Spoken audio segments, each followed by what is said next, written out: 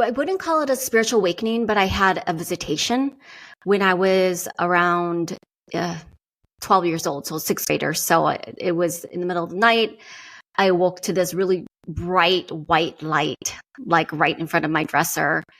I didn't know what to do. I just kind of stared at it. And eventually it formed into what looked like the Virgin Mary. And I wish I would have asked her questions, but I think I was just observing and sort of in awe. And then that was it. From after that, I never had any other experiences or felt like I was different in any way other than my own ethnicity. In terms of my spirituality, I was really devoted to my religion, and staying sort of small in that Catholic circle. But in terms of dragons, that has always been a part of my culture. It's very familiar. It's normal.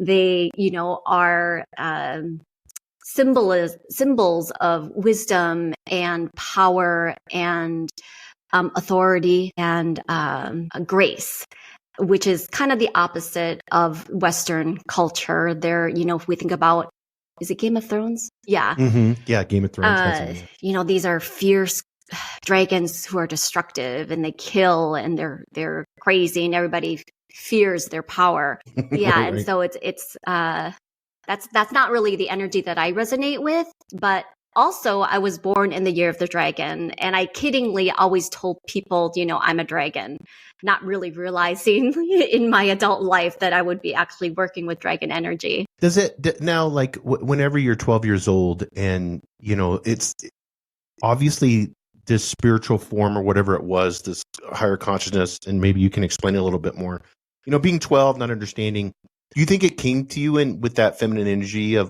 Mother Mary?